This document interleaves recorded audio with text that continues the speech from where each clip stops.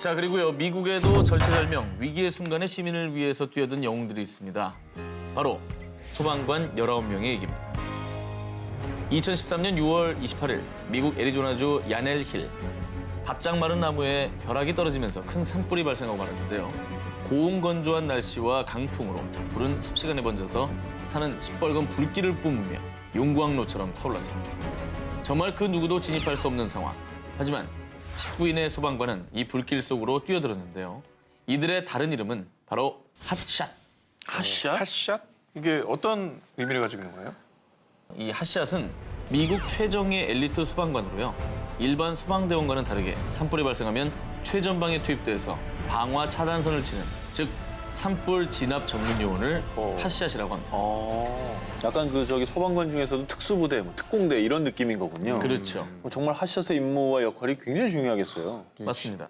그래서 애리조나주 야넬 힐 화재에도 긴급 투입된 19인의 핫샷 요원인데요. 이들은 일반 소방 호스가 아닌 톱과 도끼, 불을 붙이는 토치를 들고 불이 난 곳에 반대로 달려가서 불이 번질 염려가 있는 풀이나 나무를 먼저 자릅니다. 또 땅을 파서 경계선을 구축한 뒤 맞불을 놓아서 불길을 잡는데요. 이렇게 불과 사투를 벌이고 있는 그때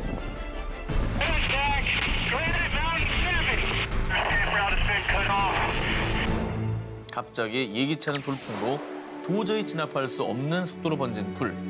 19명은 그만 그 불 속에 갇혀서 안타깝게 숨을 거두고 말았습니다. 이 안타까운 사연은 미 전역에 알려졌어요. 그동안 잘 알려지지 않았던 핫샷 소방대원들을 향한 추모와 애도의 물결이 이어졌는데요. 그리고 더 안타까운 건 희생된 핫샷 요원들이 20, 30대 청년들이었다고 합니다. 당신들의 숭고한 희생 정신을 결코 잊지 않겠습니다. 다시 반복돼서는 안 될 세계재난 10부 1위 공개합니다. 런던을 뒤흔든 6월의 항공. 작년 6월 영국 런던. 화염에 휩싸인 24층 아파트의 모습이 생중계되며 전 세계를 충격에 빠뜨렸었죠. 화재가 발생한 곳은 영국에서도 가장 경제적으로 번성한 런던 한복판 켄싱턴 지구였는데요. 하지만 화재가 일어난 그ren펠 타워는 120가구, 약 600명 정도가 거주하는 곳으로 입주민은 주로 제3세계에서 온 이주민들과 난민들이 대부분이었습니다. 하필 가장 어려운 상황에 있는 분들이 모여있는 아파트여서 더 안타까움을 자아냈죠. 그렇습니다. 자, 사망자 71명을 비롯해 무려 400여 명의 희생자를 낸 이 최악의 화재. 자, 화재의 원인은 4층에서 시작이 됐습니다. 파이어로 인해 냉장고가 폭발했고 불꽃이 건물 외장재를 타고 24층 꼭대기까지 이어진 겁니다. 자, 소방차 40여 대와 소방관 200여 명이 투입됐지만 불길을 잡기엔 역부족. 결국 50분 만에 그ren펠 타워는 완전히 타버려 흉측한 몰골로 남고 말았는데요. 좀 더 빨리 진압할 수 있지 않았을까 싶은데 그럴 수 없었던 이유가 있습니까? 네, 자 켄싱턴 지구 화재 참사를 막을 수 없었던 건 소방차가 들어갈 수 있는 아파트의 진입로가 고작 한 곳뿐이었고요. 그ren펠 타워의 외장재는 화재에 매우 취약한 저렴한 소재를 사용했습니다. 또 알루미늄 사이에 플라스틱의 일종인 가연성 폴리에틸렌을 넣어서 불이 더 쉽게 옮겨 붙었던 겁니다. 자, 그리고 무엇보다 더 충격적이었던 건 스프링클러나 화재 경보기 같은 화재 대비 설비가 전혀 없었다는 거였습니다. 그러니까 고장난 것도 아니고 아예 없었다는 거잖아요. 그야말로 예고된 인재였던 건데요. 충분히 막을 수 있었던 재난이라 더욱더 가슴이 아픕니다. 다시 반복돼서는 안 될 세계재난 19 3위를 발표합니다. 죽음 앞에서도 놓지 않은 것. 미국 파마와 싸우는 최적의 여왕. 2014년 7월 17일 오전 10시 53분경이었습니다. 광주 광산구 장덕동 수안지구. 갑자기 한 아파트 인근 도로변 인도에 헬기가 추락하는 사고가 발생합니다. 아, 나 기억나.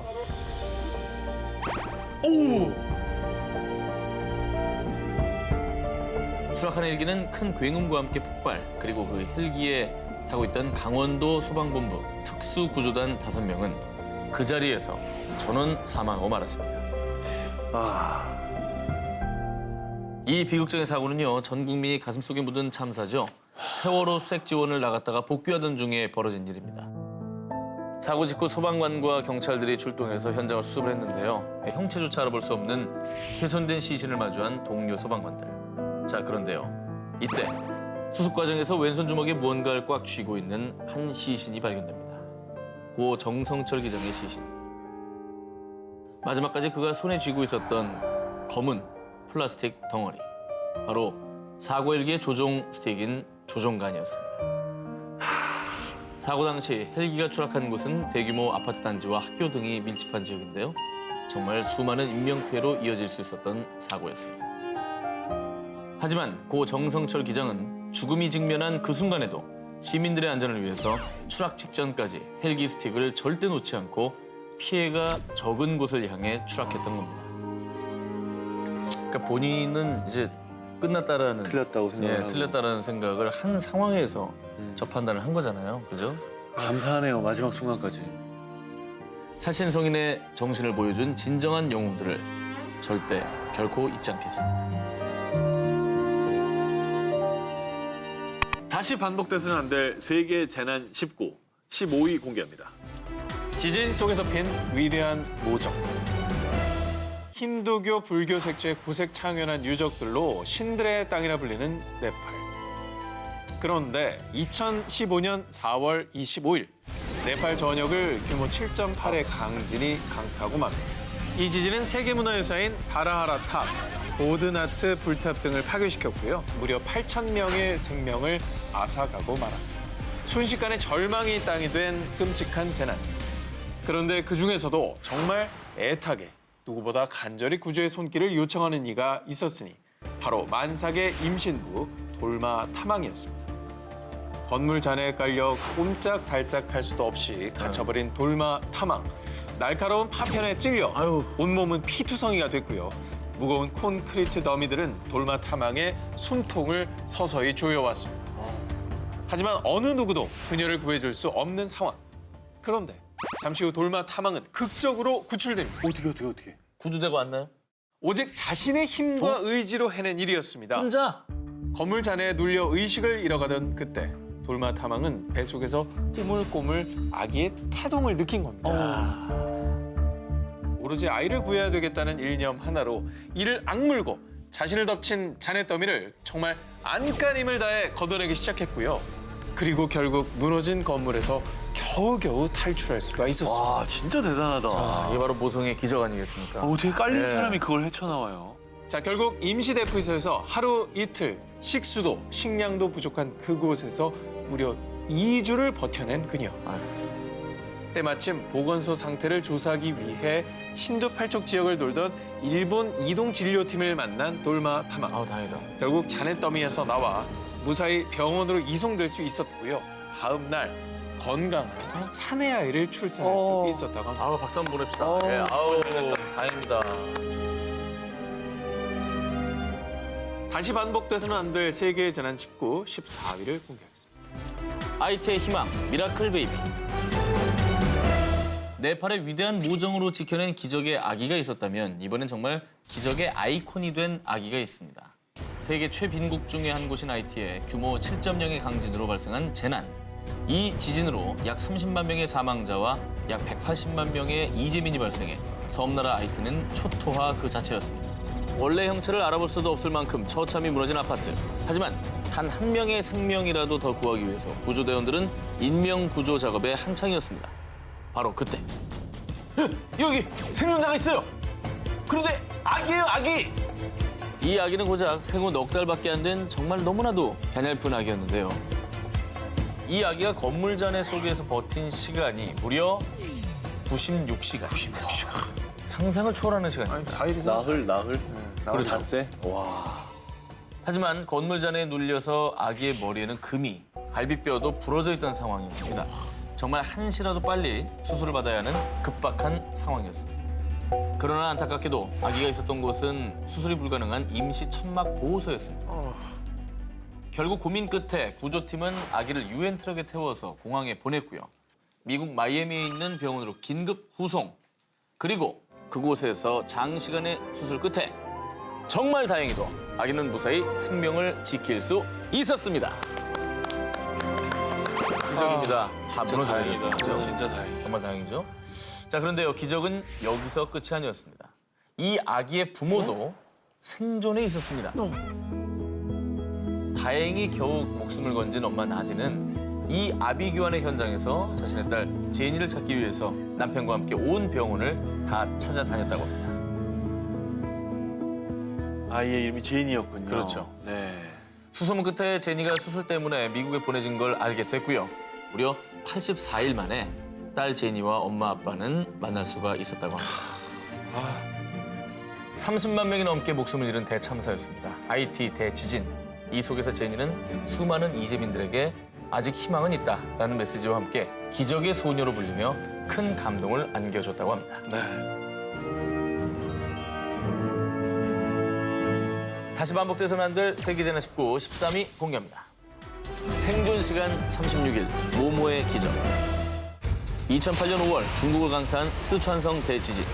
이 지진은 규모 8.0의 초거대 지진이었죠. 1,500억 위안, 한화로 약 25조 3천억 원의 재산 피해와 그리고 사상자 44만 명, 사상 초유의 대지진으로 기록되고 있습니다. 정말 저희가 보도로 접했지만 잊을 수 없는 또 재난 중에 하나죠. 엄청 무서웠죠.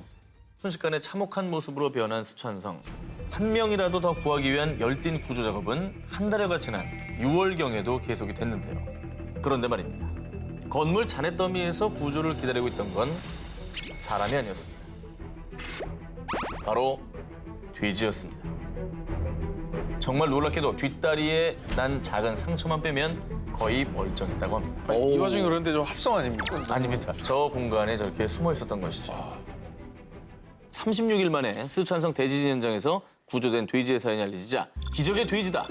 아니 이건 저팔계의 부활이야. 라며 찬사를 쏟아냈습니다. 그리고 이 돼지는 기적의 돼지로 등극을 하며 청두에 위치한 지엔촨 역사박물관에 입양이 됐고요. 지금까지도 박물관 관장님의 보살핌 아래 박물관에서 잘 지내고 있다고 합니다. 다행이네요. 다행이네. 다시 반복돼서는 안 될 세계재난 19, 이번에 12위입니다. 모험으로 12명을 살린 여인.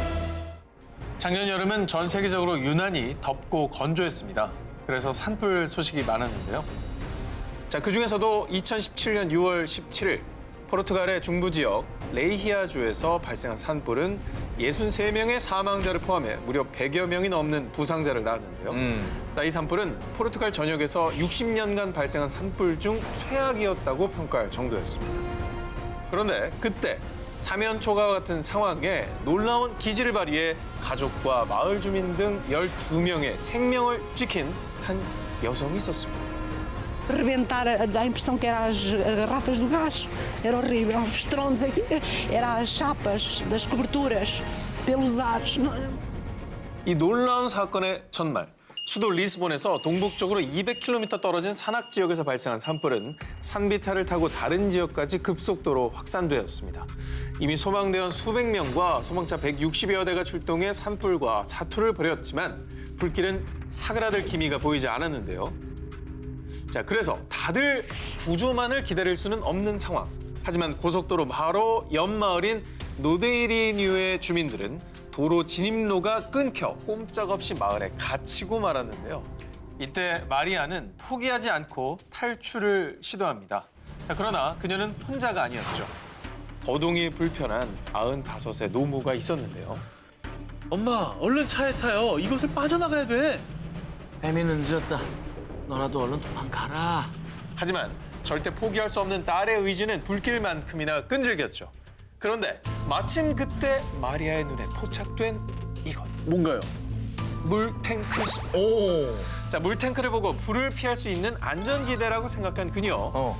이윽고 그녀와 어머니 그리고 마을 주민을 포함한 12명은 이 물탱크에서 서로의 몸에 물을 끼얹으며 무려 6시간을 버텨냈고요. 무사히 가족과 주민들은 화마에서 벗어날 수 있게 되었다고 합니다. 아유, 다행이다. 그러니까 그 열기가 올라오고 그러니까 계속 물을 껴준 거예요. 게다가 불만 중요한 게 아니라 사실 열이 중요해. 그렇죠. 이거에 당하는 사람이 굉장히 그렇죠. 많은데 마리아의 기지가 아니었다면 꼼짝없이 불길에 갇힐 뻔한 사람들. 자, 꼭 기억하시길 바라겠습니다. 그 어떤 재난에서도 절대 포기해서는 안 된다는 걸 말이죠. 다시 반복돼서는 안 될 세계재난 19, 1위 공개합니다. 세동강난 비행기 속의 작은 영웅들. 카리브해 휴양지인 산 안드레스 섬 공항. 한 비행기가 커다란 굉음을 내며 추락하듯 활주로에 미끄러졌습니다. 그리고 곧바로 세동강이 난 기체. 뭐야? 생존자에 대한 희망을 전혀 기대할 수 없는 참혹한 사고 현장. 공항에 있던 사람들은 이 현장을 멀리서 바라보며 안타까움에 발만 동동 굴렀는데요. 그런데 그때 뿌연 연기 속에서 사람들이 걸어 나오기 시작했습니다. 어머, 바로 승객들이었습니다. 어머머. 살아남은 거야? 살아남았어요. 다행이다. 다행이다. 승무원을 포함해서 131명의 탑승자 중에 생존자는 모두 130명. 안타깝게도 한 명의 사망자가 있긴 했지만요. 이런 사고에서 전원이 거의 살아남은 일은 정말 기적에 가까운 일이었습니다. 그런데요, 이렇게 승객들이 무사할 수 있었던 건요, 각자의 자리에서 자신의 임무를 지킨 작은 영웅들이 있었기 때문이었습니다. 이 여객기는 콜롬비아의 수도 보고타를 떠나 산 안드레스 섬의 공항에 착륙하던 중이었습니다. 그런데 여객기가 활주로에 내리기 전에 불과 지상 80m 전에 조종실 앞쪽으로 강력한 빛이 번쩍 났습니다. 번개가 비행기를 향해 떨어진 것이었는데 아유. 이 엄청난 뇌우에 그만 비행기는 추락 위기를 맞게 됩니다. 아, 이게 사실 100m면 내려가던 중이었을 내려가던 테고. 중이죠. 거의 다 내려갔을 때. 이게 사실 이 급박한 시간에 이게 조종을 해야 되는데 이게 그냥 나가버린 거잖아요, 그러면. 그렇습니다. 와, 정말로 진짜 위험한 상황이었겠네요. 그런데 이때 여러분, 좌석 벨트를 단단히 매주시기 바랍니다. 기상 악화로 급히 착륙을 시도하겠습니다. 위기의 순간 조종사는 승객들을 안정시키며 안내 방송을 했고요. 공항 건물과의 충돌을 피하기 위해 과감히 동체 착륙을 시도. 그 결과 다행히 또 무사히 공항 활주로를 벗어나지 않고 착륙하는 데 성공했습니다. 하지만 동체 착륙으로 인한 큰 충격에 비행기의 기체는 조종석과 좌석들이 따로따로 해체되면서 세동강이 나는데요. 이는 2차 폭발과 함께 더 큰 사고로 이어질 수 있는 상황. 그런데 이때 모두 이쪽으로 대피하세요! 사고 현장에 급히 출동한 소방대원들은 기체의 화재를 막기 위해 급히 조치를 취했고요. 승무원들과 함께 승객들을 안전하게 구조해내는데 성공했습니다. 당시 비행기에 타고 있던 승객들의 증언에 따르면요. 제 아내와 제가 서서 뒤를 바라봤을 때 뒷좌석이 모두 사라져 버렸어요. 추락하고 의자가 바닥에서 빠졌어요. 우린 벨트를 맨 채로 비행기 안을 굴렀어요. 크고 작은 부상은 있었습니다. 하지만 기장과 승무원 그리고 긴급 출동한 소방대원들의 긴급 대처로 큰 사고를 막고 소중한 생명을 지킬 수 있었다고 합니다.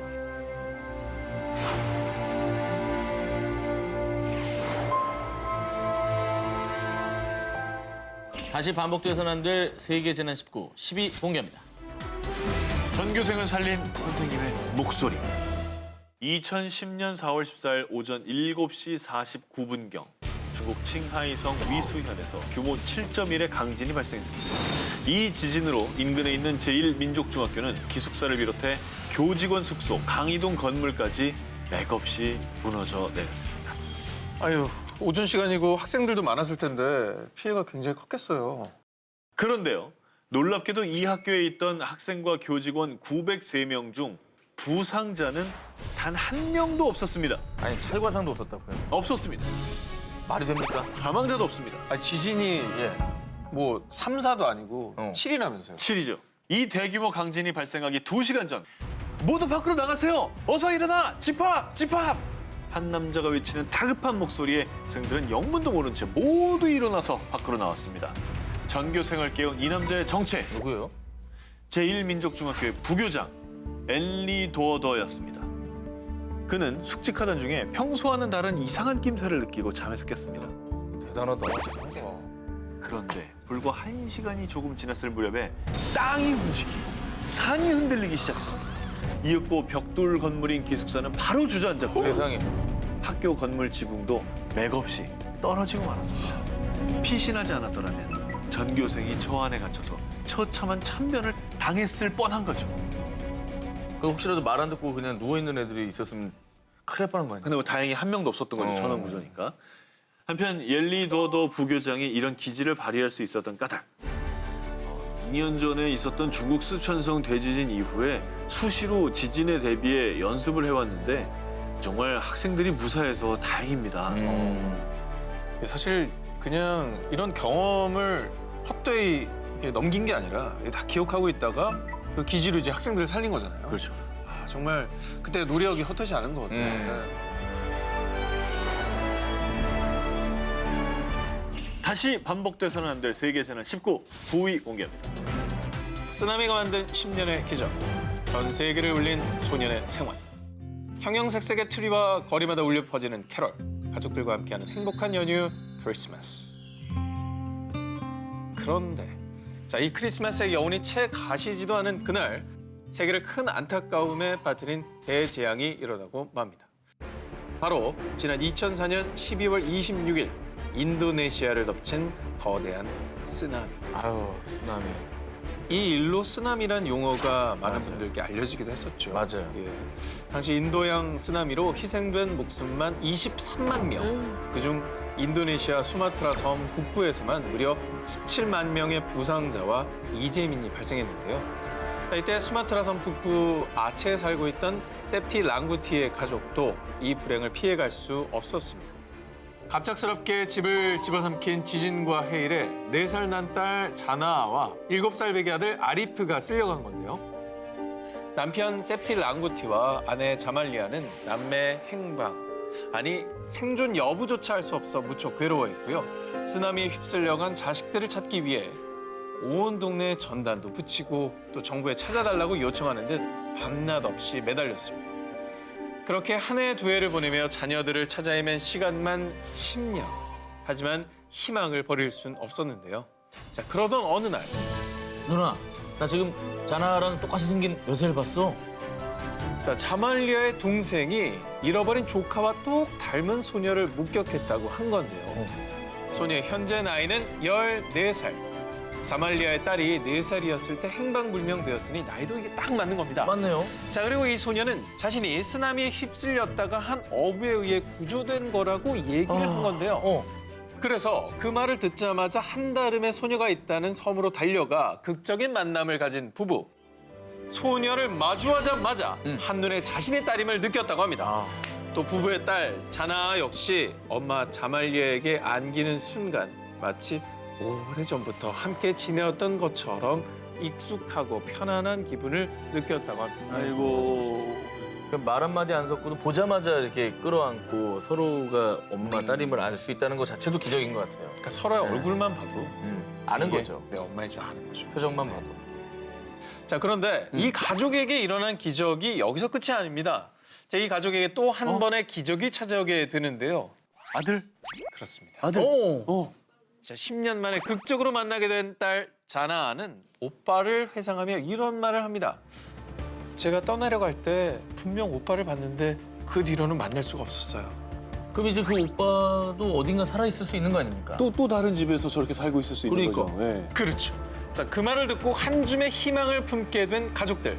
그런데 2달 뒤 서수마트라주의 타야 쿰부시에서 한 통의 전화가 걸려온 겁니다. 여보세요? 혹시 자말리아 씨 댁인가요? 제가 댁의 아드님을 보살피고 있는 것 같아요. 자, 인도네시아에서 카페를 운영하는 한 여성의 전화였습니다. 자, 이게 어떻게 된 일이냐. 쓰나미로 가족과 떨어져 고아 아닌 고아가 된 아리프. 이 소녀는 지난 10년 동안 거리를 떠돌며 노숙 생활을 해왔던 겁니다. 어머. 자, 그래서 전화를 준 카페 주인이 이 소녀를 불쌍히 여겨 음식과 옷가지들을 갖다 주며 보살폈는데, 그런데 정말 우연히 TV에서 10년 만에 부모를 되찾은 자나의 사연을 보던 중 노숙 소년 아리프의 사진을 함께 보게 된 겁니다. 세상에. 얼굴을 본 거죠. 10년 만에 극적인 만남을 갖게 된 세상에. 가족들. 자, 그리고 이 믿을 수 없는 재회에 전 세계 내 네티즌들은 기적은 이날을 위해 만들어진 단어네요. 이 가족처럼 또 다른 기적이 나타났으면 좋겠어요. 라며 뜨거운 감동의 박수를 보냈다고 합니다.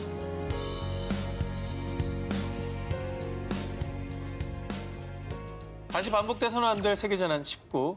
이번엔 치료로 갑니다. 101명의 목숨을 앗아간 바퀴. 1998년 6월 3일 오전 11시.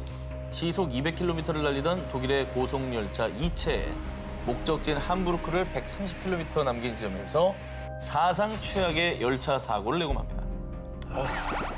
전 세계를 충격에 빠뜨린 열차 사고.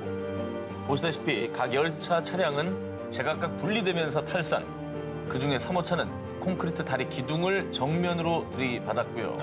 그 충격으로 다리 기둥이 무너져서 뒤에 오던 열차 위로 떨어지고 말았습니다. 정말 삽시간에 생지옥으로 변한 선로 위. 행복한 여름 휴가를 꿈꾸며 열차에 몸을 실었던 101명의 승객들은 안타깝게 목숨을 잃었습니다. 정말 처참하네요. 그렇죠. 독일이 그 이체에라는 게 우리나라로 치면 이제 KTX. KTX 같은 고속 열차잖아요. 굉장히 빠르죠. 예. 네. 근데 이 사고 원인이 뭐였을까요? 다리 위에서 자동차가 떨어졌다. 즉 어쩔 수 없는 사고였다라고 발표를 했지만요. 하지만 진상조사 뒤 밝혀진 사고의 원인은 막을 수 있는 인재였다는 사실이었습니다. 인재라고요? 그렇죠. 1991년 프랑스에 이어서 유럽에서 두 번째로 고속열차를 운영하게 된 독일. 기술공업 강국답게 고속열차 이체에 대한 자부심은 대단했습니다. 그런데 막상 운영을 시작하고 나니 문제가 이만저만이 아니었습니다. 찻잔이 엎어질 정도로 열차가 심하게 흔들렸고요. 소음도 심해서 승객들의 불만이 쏟아지기 시작한 거죠. 결국 독일의 철도 기술진은 고속열차 긴급 점검에 돌입, 승차감을 안정시킬 가장 손쉬운 방법을 찾게 됩니다. 바로 열차의 바퀴를 교체하는 것이었죠.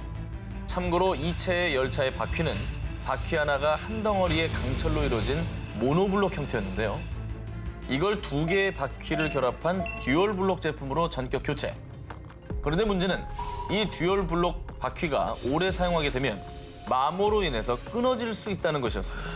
이미 이 문제점을 알고 있는 독일의 한 트램 회사는 사고 1년 전부터 철도 주식회사에 사고의 위험을 알렸습니다.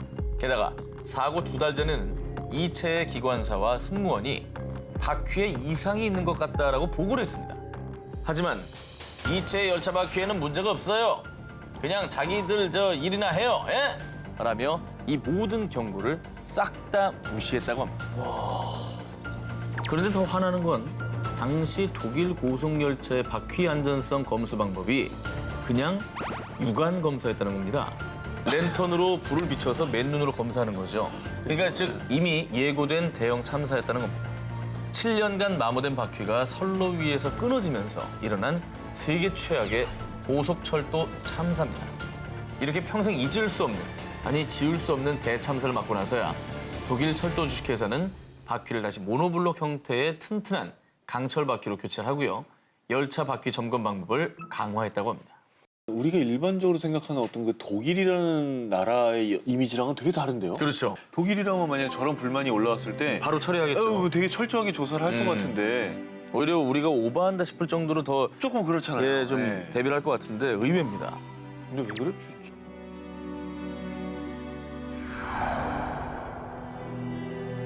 다시 반복돼서는 안 될 세계 재난 19 6위 공개합니다.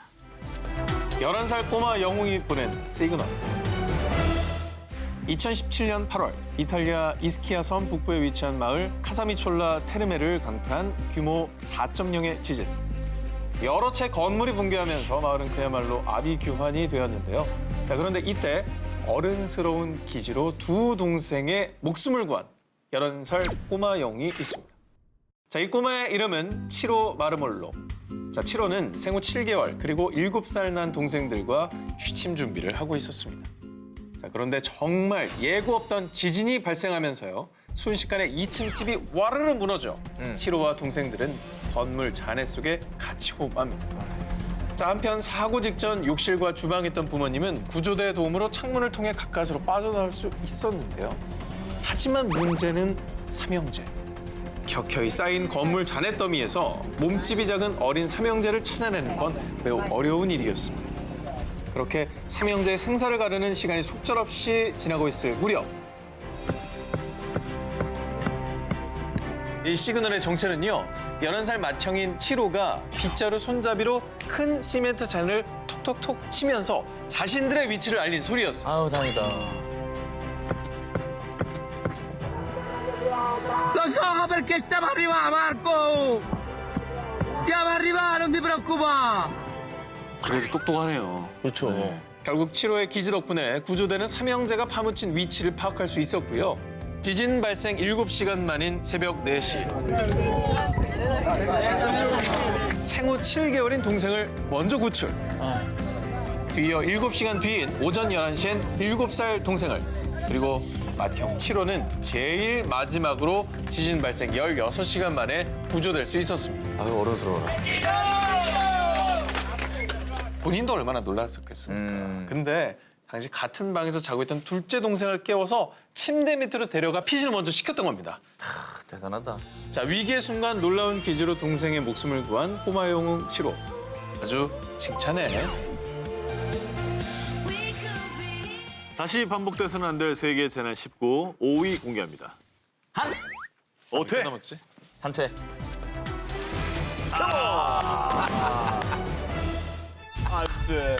그렇지, 그렇지. 2002년 4월 15일 중국 베이징시에서 출발한 중국 민항기인 A사의 여객기가 부산 김해공항에 착륙을 시도하다가 그만 정해진 선회 지점을 놓치며 김해시 진해동의 돛대산 정상 부근에서 추락하는 사고가 발생하고 맙니다. 사고 항공기는 형체를 알아볼 수 세상. 없을 만큼 부서지면서 갑작스럽게 일어난 추락 사고. 살려주세요, 살려주세요. 이 절규만이 가득 채웠는데요. 바로 그때 저기 제 손을 잡아요. 조금만 더 힘을 내요. 부상자들을 일일이 부축하며 구조를 하는 한 남자가 있었으니 바로 25살의 청년 설익수. 그는 대구의 모 여행사의 수습사원으로요. 처음으로 관광객들을 인솔해 중국에 다녀오는 길이었습니다. 승객이었어요? 네, 승객이었습니다. 그런데 그 또한 비행기 잔에 왼쪽 눈이 찔려서 어머, 피가 흐르고 목과 등을 심하게 다친 상태였다고 하는데요. 아이고. 하지만 고통 속에서 신음하는 승객들을 목격한 설익수 씨는 차마 자신만 그 처참한 현장을 빠져나올 수 없었습니다. 그래서 결국 상처 입은 몸을 이끌고 언제 폭발할지 모르는 위험한 사고 현장 속으로 다시 뛰어든 겁니다. 아, 대단하다. 저러기 쉽지 않거든요. 어렵죠. 네. 얼마나 무서웠겠어요, 그죠? 그러니까. 네. 그리고 그는 정말 초인적인 힘을 발휘해 사고 충격으로 쓰러져 있던 부상자들을 일으키기 시작했는데요. 무려 20여 명의 승객들을 안전한 곳으로 피신시켰고요. 눈도 찔렸는데. 또 자신의 옷을 찢어서 부상자들을 지혈하거나 119 구조대에게 추락 지점을 알린 것도 설익수 씨. 정말 중요한 역할을 모두 해냈죠. 그 뒤에 병원으로 이송된 설익수 씨는요. 제가 좀 더 많은 사람을 구했어야 했는데 그게 너무 미안합니다. 어머나. 라면서 우리 국민에게 깊은 감동을 전했다고 합니다. 그리고 이 감동적인 사연은 미국 대표 뉴스 주간지인 T사에도 대대적으로 보도가 돼서요. 정의로운 마음으로부터 비롯된 가장 순수한 영웅적 행동이라고 평가하면서 아시아 영웅 25인에 선정했다고 합니다. 다시 반복돼서는 안 될 세계재난 19 4위를 공개합니다. 인간의 이기가 만든 죽음의 바다. 2010년 4월 20일 영국의 석유 전문 기업 B사는요. 여느 때처럼 미국의 루이지애나주 앞바다 멕시코만에서 석유 시추선 딥워터 호라이즌호를 통해서 시추 작업에 한창이었습니다. 그런데 바다에서 석유를 뽑아내는 파이프인 시추관에서 이상 징후를 감지. 그리고 얼마 뒤 배 전체를 뒤흔드는 폭발음과 함께 거대한 화염에 휩싸이고 말았습니다. 이 사고로 현장 인부 11명은 그 자리에서 사망. 그 뒤에 계속된 끔찍한 사고, 아니 재앙. 시추관이 부러지면서 파괴된 해적 구멍에서는 무려 87일간 약 490만 배럴의 원유가 쏟아져 나오게 됩니다.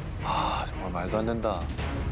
멕시코만에 근접한 해안 지역은 정말 하루하루 죽음의 바다가 되어갔습니다. 검은 기름때를 뒤집어쓰고 제대로 날지도 못하는 펠리컨이 수두룩하고요. 멸종 위기의 희귀 바다거북 캠스 라이들리도 무려 609마리가 죽은 채 발견됐습니다. 지역이 완전 그냥 생태계가 다 파괴가 돼버린 것 같아요. 완전 파괴시킨 거고요. 미국 정부는 사고 후 멕시코만과 근접한 루이지애나, 미시시피 등 4대주에 어업 재난 상태를 선포, 매년 수산물을 24억 달러, 한화로 약 2조 5천억 원을 생산하는 루이지애나주는 모든 어업 활동이 중단됐습니다. 그런데 이 최악의 해양 재난이 더욱 안타까운 건, 아니 또 분노하게 만드는 건, 이 사건이 이미 예견된 사고였다는 겁니다. 이것도 예견된 거예요? 그렇죠. 영국의 석유 전문기업 B사는 비용 문제로 정기적인 안전검사를 무시했고요. 석유 시추 작업을 강행했습니다. 게다가 근로자들이 심야에 잠에서 깨는 것을 방지하기 위해서 경보 장치를 꺼놨다고 합니다. 말도 안 돼. 갖은 작업 끝에 2010년 9월에 사고가 난 해저 유정은요, 밀봉이 됐습니다, 일단. 하지만 이미 유출된 기름으로 망가진 생태계는 언제 복구될지 모르는 상황입니다. 영국 원유 시추 회사 B사가 미국에 24조 원을 배상하기로 했지만 돈으로는 어떤 것도 보상을 할 수가 없겠죠. 앞으로는 부디 이런 끔찍한 재앙이 반복되지 않길 바랍니다. 세계를 파멸시킬 무서운 재앙 19, 18위를 공개하겠습니다. 지구를 뒤흔드는 불의 고리, 들끓는 지구, 우리는 안전한가? 2004년 12월 인도네시아의 수마트라 해안에서 규모 9.1의 지진이 발생해 23만 명이 목숨을 잃었습니다. 2010년 칠레에서는 규모 8.8의 지진으로 500여 명이 사망했습니다.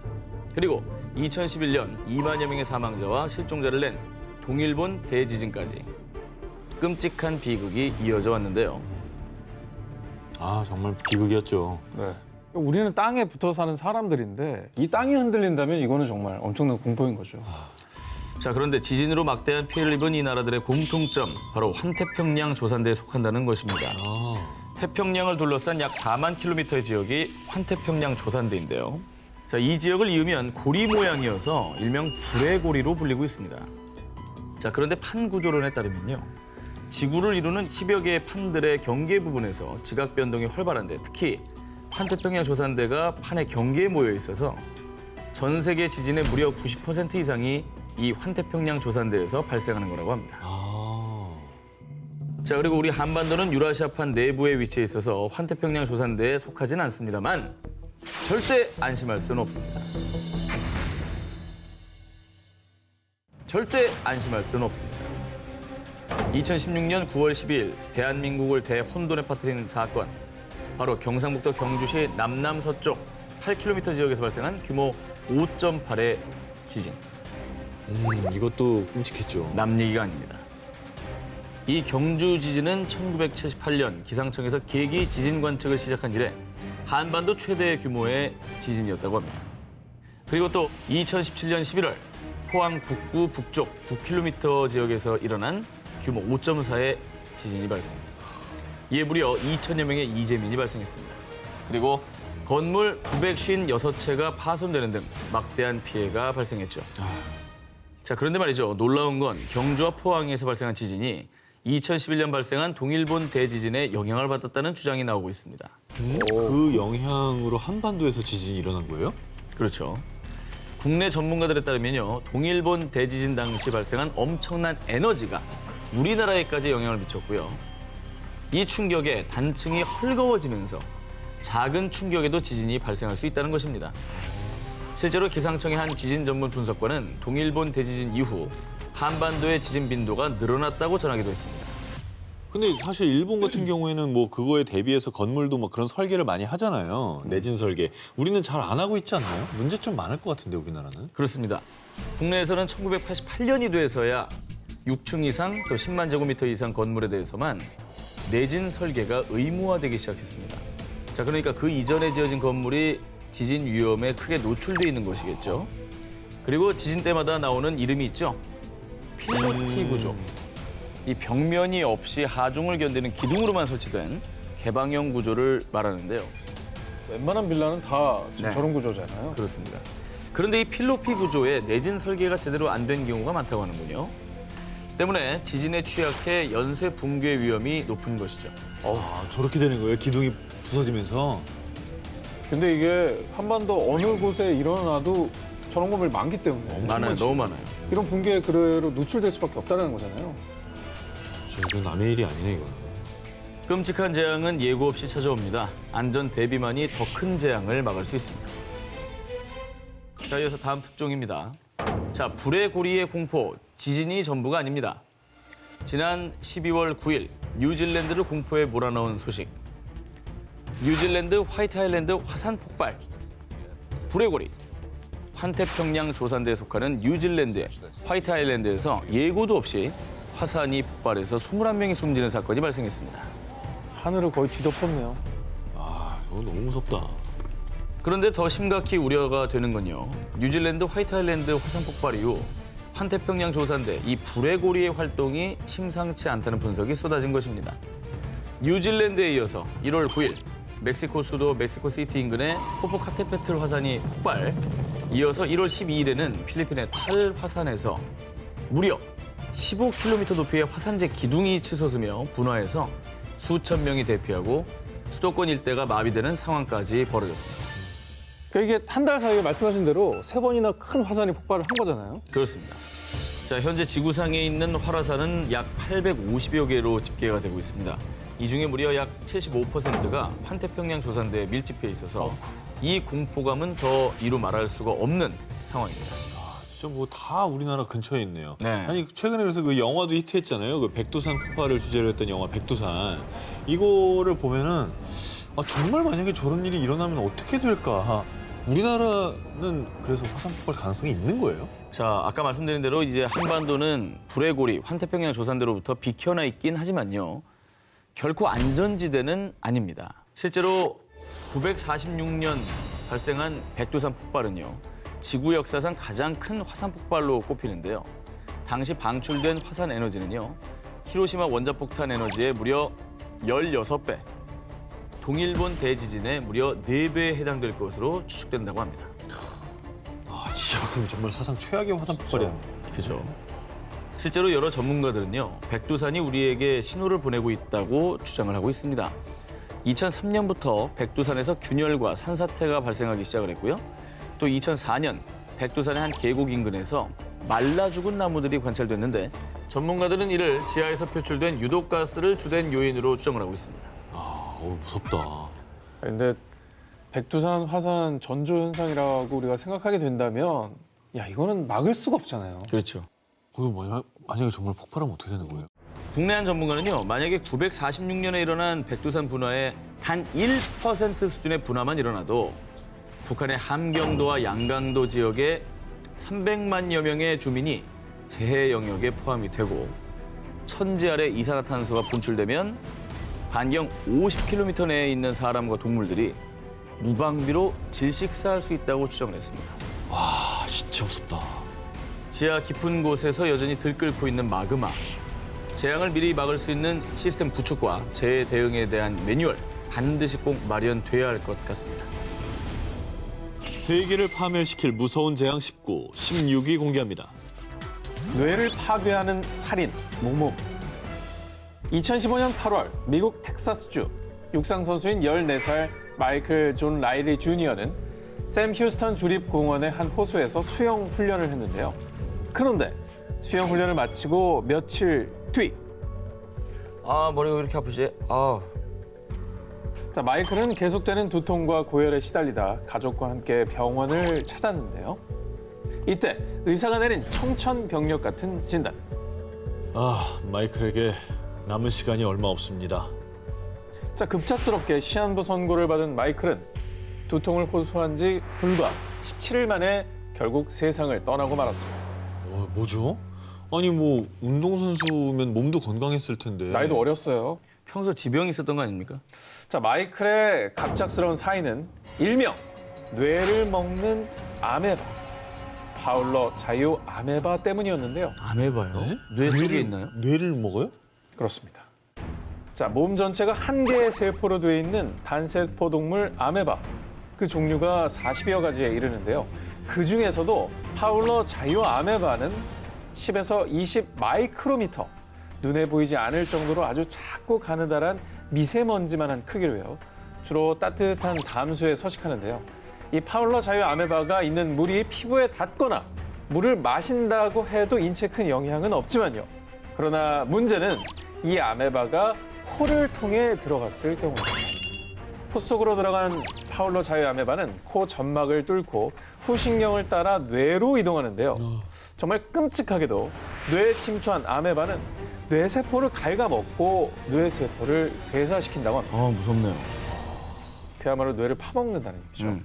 자, 이러는 동안 몸에선 어떤 증상이 일어나느냐. 자, 초기에는 심한 두통과 고열 등의 증상이 나타나다 전뇌가 파괴되면서 균형 감각을 상실하고 발작을 일으키다 혼수 상태에 빠지고 그러다 결국에는 수일 내에 사망에까지 이른다고 합니다.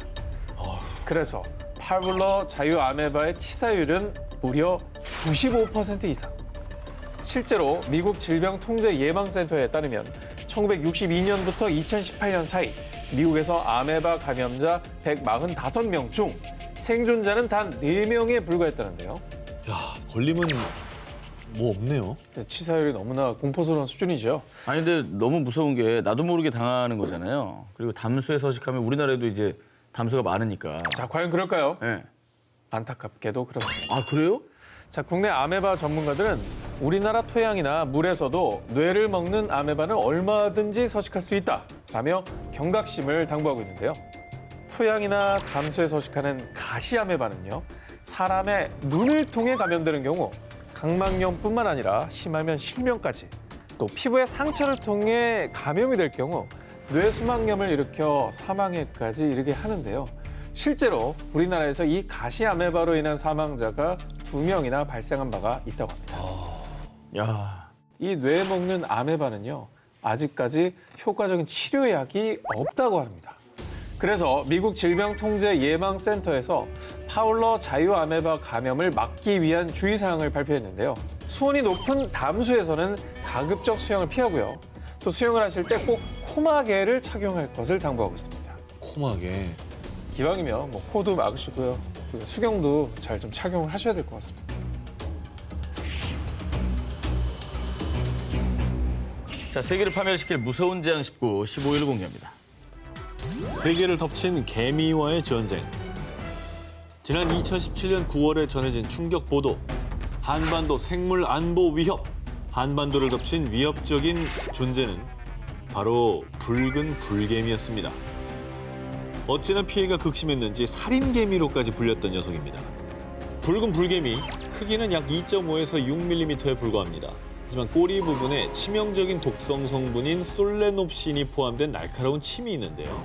이 침에 쏘이면 마치 화상을 입은 듯 심한 통증이 일어나고요. 심할 경우에는 호흡곤란과 의식 장애 등의 쇼크 증상을 유발, 자칫 사망에까지 이를 수가 있습니다. 야. 이 남미가 원산지인 붉은 불개미는요, 현재 세계 자연보호연맹에서 지정한 세계 최악의 외래 침입종 중에 하나입니다.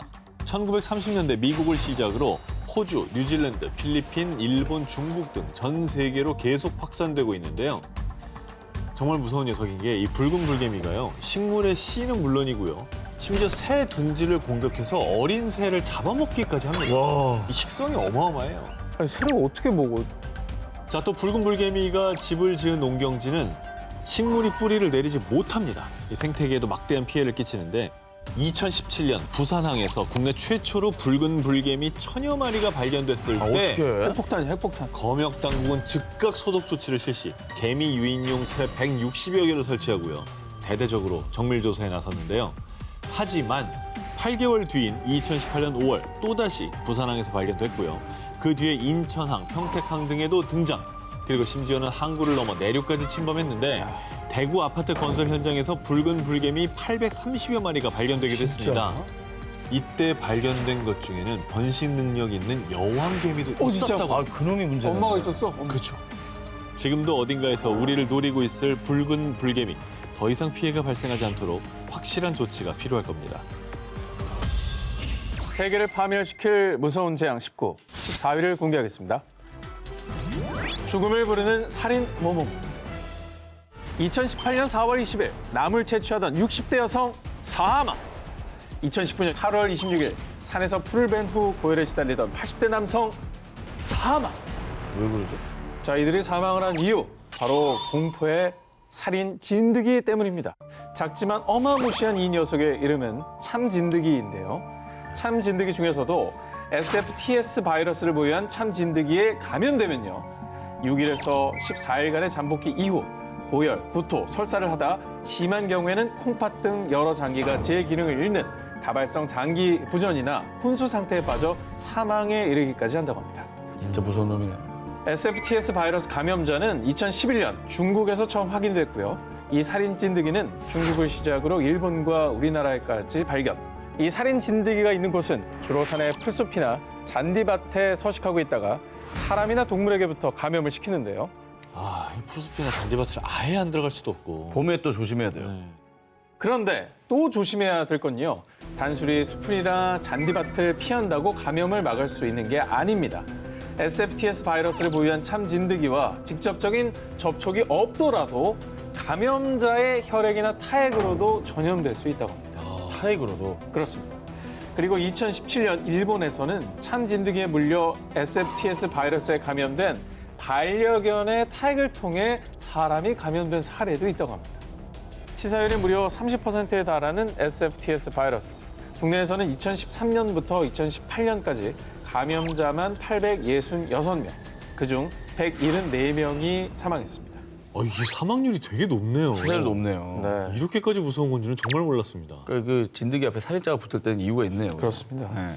그런데 작년 들려온 희소식, 바로 국내 한 대학 연구팀에 의해 SFTS 바이러스 감염을 예방하는 백신이 개발이 되었다고 하는데요. 자, 눈에 보이지 않는 공포, 살인 진드기. 올해부터는 살인 진드기로 인한 피해가 더 이상 일어나지 않기를 바랍니다. 세계를 파멸시킬 무서운 재앙 19, 13위 공개합니다. 지구촌 식량 위기, 모모모의 습격. 2020년 2월, 이것은 소말리아의 식량 안보에 중대한 위협이 되고 있습니다. 라며 소말리아 정부가 국가 비상사태를 선포, 그리고 파키스탄 정부 역시 이것 때문에 국가 비상사태를 선포했는데요. 뭐죠? 기억나세요? 뭐 때문이지? 소말리아? 네. 여러 나라들을 두려움에 떨게 한 이것의 습격, 바로 메뚜기 떼입니다. 아니 이게 뭐야? 날라다니는 와, 거야? 이게 저게 다 진짜 메뚜기입니다. 빈 공간보다 차 있는 공간이 더 많아. 이거 어떻게 해야 되나? 과거 농경사회에서 주요 소득원이었던 농작물을 먹어치우며 큰 재앙을 몰고 왔던 메뚜기 떼. 그런데 이 메뚜기 떼의 공포는 지금도 계속되고 있는데요. 이거 어떻게 해야 돼? 2019년 6월경부터 케냐, 에티오피아, 파키스탄 등에 출몰한 이 사막 메뚜기는요. 무려 8천만여 마리가 무리를 지어서 1제곱킬로미터 크기의 규모를 이루며 날아다닙니다. 저도 궁금해서 찾아봤는데 네. 먹는 양이 어마무시하대요 또. 아니 그러니까 죽여야 될 거 아니에요? 네, 저 어떻게 정도 헬기를 뿌리면 안 돼요? 개체수면은 그냥 그 해 농작물은 다 먹어치운다고 봐도 되니까 모르겠네. 고통스러울 수밖에 없는 거죠. 그렇습니다. 아, 이 문제는 이 사막 메뚜기 떼들이 한 마리당 무게는 고작 2g 정도인데요. 이 잡식성이에요. 그래, 그래서 다 쌀, 고리, 비료, 목화, 옥수수, 바나나 가리지 않고 닥치는 대로 다 먹어치워서요. 이 사막 메뚜기 떼들은 하루 만에 약 3만 5천 명분의 식량을 순삭한다고 합니다. 순삭. 자, 근데 원인부터 찾아야죠. 이 갑자기 이런 메뚜기 떼가 창궐한 이유는 뭐라고 합니까? 좋은 질문입니다. 메뚜기 떼들은 주로 고온 다습한 환경에서 번식하는데요. 과학자들은 지구온난화로 인한 이상 기후 때문에 동아프리카 지역에 예년보다 많은 비가 내렸고 습한 환경이 조성돼서 메뚜기들이 창궐한 것으로 추측하고 있다고 합니다. 자, 이제부터 정말 더 두려운 건요. 이 메뚜기가 정말 전 세계에 더 큰 재앙을 불러올 수도 있다는 겁니다. 이 사막 메뚜기들은 바람을 타면 하루에 약 150km 이상도 이동할 수가 있기 때문에 다른 국가들로도 빠르게 확산될 수가 있을 뿐만 아니라 UN 식량농업기구에 의하면 이대로 사막 메뚜기떼를 방치할 경우에는 올해 6월까지 무려 약 500배로 증가할 수 있다고 합니다. 그래서 현재 메뚜기떼가 창궐한 국가에서는 소형 비행기를 동원해 살충제를 뿌려서 메뚜기떼들을 박멸하려고 하지만 이 역시 임시 방편일 뿐 근본적인 해결책은 아닌 상황입니다. 정말 안타깝습니다. 인류의 식량 안보를 위협하는 메뚜기떼, 비단 아프리카의 문제만은 아닙니다. 이제라도 전 세계가 나서서 더 큰 재앙을 막아야 할 때입니다. 세계를 파멸시킬 무서운 재앙 19, 12일 공개합니다. 살인 바이러스의 숙주가 된 모범. 인류를 구하러 온 히어로에서 한순간 공포의 대상이 되어버린 존재가 있습니다. 바로 박쥐입니다. 최근에 전 세계를 공포로 몰아넣은 코로나19가 박쥐에서 유래된 한 바이러스와 약 80% 정도의 유사성을 보였기 때문이죠. 박쥐가 뭐 그 정도라면 유력한 어떤 범인으로 지목될 만한데요. 뭐 다양한 썰들이 있죠. 네. 천상갑이다 뭐 이런 말도 맞아요. 그런 말도 있었습니다. 있죠. 자, 그런데 말입니다. 박쥐가 바이러스의 주범으로 용의선상에 오른 것은 코로나19가 처음이 아니었습니다. 2003년 세계적으로 대유행해 774명의 사상자를 낸 사스 바이러스의 경우 바이러스의 기원이 바로 박쥐. 박쥐의 사스 바이러스가 사양 고양이를 거쳐 사람에게 전파된 것으로 추측이 되고요. 이 밖에도 에볼라, 니파 등 전 세계를 공포로 몰아넣은 악명 높은 바이러스가 나타날 때마다 이 박쥐가 바이러스의 전염 매개체로 지목되고 있습니다. 그래서 바이러스 저수지로까지 불리는 박쥐. 박쥐, 대체 넌 누구냐? 미국의 한 대학교 연구팀의 연구 결과 박쥐에게서 발견된 바이러스가 무려 137종이라고 합니다. 이 중에 인수 공통 감염병, 쉽게 말해서 인간에게 옮길 수 있는 바이러스가 무려 61종에 이른다고 합니다. 그 이유로는 박쥐가 음습한 동굴에 살아서 기생충에 노출되기 쉬울 뿐 아니라 날아다니기 때문에 활동 반경이 넓어서 바이러스를 널리 퍼뜨린다는 것이죠. 최적의 조건. 바이러스 택배 배달부 같은 존재였네요. 거의 드론처럼 나르고 있는 거죠. 와, 날지나 못하면. 그냥 바이러스 그 자체 덩어리였다고 보면 되겠네요. 그렇습니다. 신변종 바이러스들이 등장할 때마다 용의선상에 가장 먼저 오르는 박쥐. 과연 코로나19의 주범도 박쥐일까요? 하루빨리 정확한 원인이 밝혀져서 부디 이런 재앙을 막을 수 있는 방법을 찾길 바랍니다. 세계를 파멸시킬 무서운 재앙 19, 11위를 공개합니다. 다시 돌아온 검은 죽음의 공포. 2019년 10월 중국 모 병원에 심한 폐렴 증세가 보이는 중년 남자가 들어왔습니다. 그리고 며칠간 아내가 남편을 간병했는데요. 그런데 그 아내까지도 곧 발열의 호흡곤란 증세를 보이기 시작했습니다. 아, 그러면 부인도 감염되신 건가요? 그렇죠. 자, 검사 결과 이 부부가 걸린 병은 바로 흑사병. 흑사병이 요즘 있대요. 다시 생겼다고? 검은 죽음을 몰고 오는 병, 흑사병. 감염이 되면 피부가 괴사하면서 까맣게 변하다가 결국 사망에 이르기 때문에 붙은 이름인데요. 자, 14세기 유럽 인구의 3분의 1을 죽음으로 몰아넣은 인류 역사상 최악의 전염병인 흑사병은요. 당시 유럽에서만 수천만 명의 사상자가 발생했는데요. 당시에는 흑사병의 발병 원인과 치료법을 알지 못했던 터라 치사율이 무려 100%였는데요. 자, 그런데 그 악몽이 스멀스멀 되살아나 중국뿐 아니라 세계를 공포에 떨게 하고 있습니다. 세계보건기구에 따르면 2010년에서 2015년까지 전 세계적으로 3,200여 명의 흑사병 감염자가 발생, 그중 무려 580여 명이 사망했다고 하는데요. 완전히 없어졌다고 생각했는데 흑사병이 웬 말입니까? 중세시대 때 흑사병이 지금도 있다니. 잘 아시다시피 이 흑사병은요. 주로 패스트균에 감염된 쥐나 야생동물에 기생하는 벼룩이 사람을 물어 전염되고요. 감염된 동물의 체액 및 혈액 접촉 또는 섭취를 한 경우에도 감염될 수 있다고 합니다. 자, 그리고 더 큰 문제는 이 흑사병에도 여러 종류가 있는데요. 중국에서 흑사병 확진을 받은 부부는 특히나 폐렴형 흑사병으로 치사율도 제일 높을 뿐만 아니라 감염제의 재채기나 기침 등을 통해 사람에게서 사람으로 전파가 가능해 삽시간에 전염까지 일으킬 수 있다는 겁니다. 자, 그런데요. 그나마 다행인 건요. 현재까지 흑사병 예방 백신은 없지만 치료 효과가 입증된 항생제가 개발돼서요. 다행이네. 흑사병 감염 이틀 내에 최대한 빨리 이 항생제를 투여하면 치료가 가능하다고 합니다. 다행이네요. 이거는 잘 됐네. 그러니까 의심이 될 때 빨리 검사를 받아야 되겠죠. 자, 역사 속에만 있던 공포의 재앙. 하지만 그 재앙은 지금도 도사리고 있습니다. 하루빨리 치료제가 더 많이 보급되어서 소중한 생명을 지킬 수 있게 되길 바랍니다. 세계를 파멸시킬 무서운 재앙 19, 10위 공개합니다. 핵폭탄보다 무서운 공포의 백색 가루. 2019년 1월 15일 미 유명 시사일간지의 보도. 핵보다 치명적인 이것. 지구상에서 인류의 삶을 끝낼 수 있다. 이 무시무시한 경고를 한 이유는요. 탄저균 때문이었습니다. 이거 지금도 뉴스에서 봤던 기억이 나고 최근에 뭐 시사 뉴스로도 많이 등장했었잖아요. 공포스러운 이름입니다. 이 탄저균은 소량이라도 공기 중에 노출되면 흡입한 사람의 혈액 내 면역세포를 손상시켜서요. 고열과 오한 등의 증상이 나타나다가 심각한 호흡곤란과 쇼크를 유발, 심하면 사망까지. 치사율이 무려 80%에 달하는 아주 강력하고 치명적인 균입니다. 그런데 제1차 세계대전 당시 독일을 시작으로 일본, 영국 등 여러 국가에서 아주 경쟁적으로 탄저균을 생화학 무기로 개발한 겁니다. 그래서 무기화된 탄저균은 하얀 분말 형태로 만들어져서요. 일명 공포의 백색 가루로 불리게 된 거죠. 아니, 뭐 전쟁에 이기려고 이렇게 인간 전체를 파멸로 이끌 수 있는 이런 걸 만드는 사람은 정말 악마라고 생각이 들어요. 악마죠, 악마. 네. 왜 그런 겁니까, 도대체? 그러게요. 이 탄저균의 무시무시한 살상력. 만약 미국 워싱턴 상공에 탄저균 100kg이 살포되면 무려 300만 명의 사망자가 발생한다고 하는데요. 1945년에 일본 나가사키에 투하된 원자폭탄보다 무려 약 50배 이상의 파괴력을 지닌 거라고 합니다. 생화 무기는 진짜 사람만 죽이는 거잖아요. 그렇죠.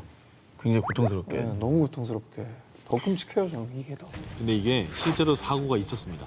1979년 러시아의 생물 무기 생산 공장에 사고가 나면서 소량의 탄저균이 노출됐는데 이때 감염된 사람 79명 중에 무려 68명이 사망하는 사건이 발생하기도 했습니다. 소량인데. 네, 정말 소량인데. 그러니까 정말 끔찍해요. 더 큰 사고로 번졌다면은 상상도 하기 힘든 소량이 아니었다면. 그런 일이 발생했을 것 같다는 생각이 드네요. 근데 반인륜적인 생물학 무기 전쟁은 정말 이거는 뭐 전쟁 자체가 일어나면 안 되겠습니다만 이건 진짜 반인륜적인 거예요. 지킬 건 지켜가면서 예. 해야 될 것 죄 같습니다. 없는 사람들이 너무나 많이 죽습니다. 자국의 이득을 위해 혹은 자국을 보호하기 위한 명목으로 악용되는 탄저균. 결국은 이 탄저균이 인류의 멸망을 초래할 수도 있다는 사실을 우리는 명심해야 할 것입니다. 세계를 파멸시킬 무서운 재앙 19, 9.11 공개입니다. 아프리카를 휩쓴 죽음의 전령사. 아프리카 기니에서 약 2,500명 사망, 라이베리아에서 약 4,800명 사망, 시에라리온에서 약 3,900명 사망. 2014년부터 2016년까지 아프리카, 미국, 스페인 등에서 창궐해 전 세계를 공포에 떨게 만든 에볼라 바이러스. 무서운 녀석이죠, 이 녀석도. 치사율이 워낙 높으니까. 그쵸. 네. 뉴스에서 이거 이름 나올 때마다 되게 무서워요. 1976년 현재 콩고 민주공화국인 자이르에서 처음 발견된 에볼라 바이러스. 에볼라 바이러스는 사람뿐 아니라 원숭이와 침팬지 등 동물들에게도 감염되는 인수 공통 감염병인데요. 과학자들은 과일 박쥐와 고릴라 등 동물들에게서 전파된 것으로 추측하고 있지만 현재까지도 정확한 원인과 감염 경로가 밝혀지지 않고 있습니다. 그게 빨리 규명돼야 치료제도 나오고 네. 좀 더 연구가 진전이 될 것 같은데 안타깝습니다. 일명 죽음의 전령사라 불리는 에볼라 바이러스. 감염 증세가 심할 경우 출혈열로 인해 내부 장기와 주사를 맞은 피부 부위와 코와 입, 결막에서 출혈이 발생. 아휴. 그리고 결국엔 바이러스가 신장과 간 같은 장기에 침투해 결국 사망에 이르기까지. 치사율이 최대 90%에 달한다고 합니다. 90%면 정말 거의 다 한 거네. 거의 다 걸리면 이제 정말 죽음을 생각해야 되는 그런 무서운 병인 거죠. 이 에볼라 바이러스로 인해 1976년 콩고 민주공화국에서만 318명의 감염자 중 88%인 280명이 사망했고요. 그리고 2014년엔 서아프리카를 중심으로 미국, 영국, 스페인 등지까지 창궐해서요. 2016년까지 2년여간 전 세계적으로 약 28,600명의 감염자가 발생했습니다. 그중에 약 11,300명의 사망자를 기록했다고 합니다. 당시 해외 언론들은요. 세계 최악의 에볼라 위기라고 보도하며 전 세계가 에볼라 바이러스 공포에 휩싸였습니다.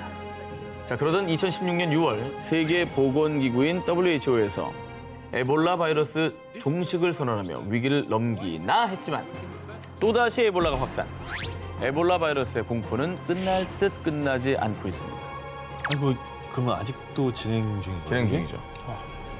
정말 다행히도 2019년 미국에서 개발한 백신이 전 세계 최초로 WHO의 인증과 EU 조건부 승인을 통과, 올해 안으로 공급될 예정이라고 합니다. 진짜 다행이다. 백신이 나왔네, 그래도 다행히. 하루빨리 좀 많이 공급이 돼야 될 것 같아요. 지금 이 시간에도 지속되고 있는 에볼라 바이러스의 공포, 부디 비상사태가 아닌 영원한 종식 선언이 전해지는 그날이 오길 바랍니다. 세계를 파멸시킬 무서운 재앙 19, 8위로 가겠습니다. 여행지에서 당신을 노리는 이것. 동남아시아 여행을 계획한다면 정말 조심해야 할 게 있습니다. 동남아시아를 집어삼킨 공포의 바이러스, 바로 지카 바이러스와 댕기열인데요. 한두 개가 아니구나. 그래서 여행지에 도착해서 로밍 딱 키면 제일 먼저 대기업에서 안전 문자 이렇게 오잖아요. 네. 지카 바이러스랑 뭐 댕기열 꼭 주의를 해야 된다. 뭐 긴 소매 입어라, 긴 바지 입어라 이런 네. 거 오죠. 특히 목이 뭐 깊이지. 임신부 그다음에 돌아온 다음에는 꼭 증상이 발견되면 1339로 신고해라. 이런 문자까지. 국내에서도 첫 댕기열 감염자가 신고된 2001년을 시작으로 급기야 2013년에는 250명을 돌파. 국내 감염자들의 주요 감염 발생 지역은 역시나 동남아시아였다고 합니다. 자, 그렇다면 동남아 여행 중에 현지 풍토병인 지카 바이러스 또 댕기열의 감염을 피하기 위해 가장 조심해야 할 게 무엇이냐? 바로 모기입니다.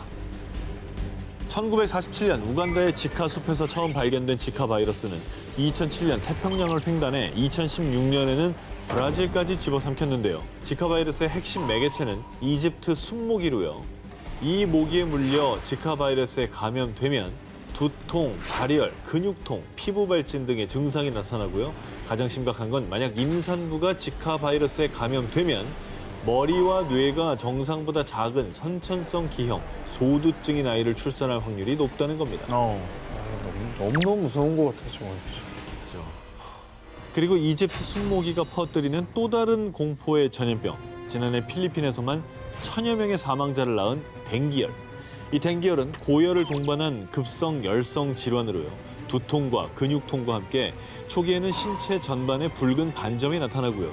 그 뒤 목 부위의 림프샘이 비정상적으로 커지면서 코피나 잇몸 출혈, 혈변 증상이 유발되는데 무섭다. 엄청 고통스럽다고 하더라고요. 그러겠죠. 예, 고열에 정말 혈변까지. 미국 질병통제예방센터에 따르면요. 매년 4억 명 정도가 이 댕기열 바이러스에 감염된다고 합니다. 이게 모기가 굉장히 작잖아요. 근데 이 안에 정말 무시 못할 엄청난 병들이 존재할 수도 있다는 거 아니겠습니까? 주의를 해야 되겠어요.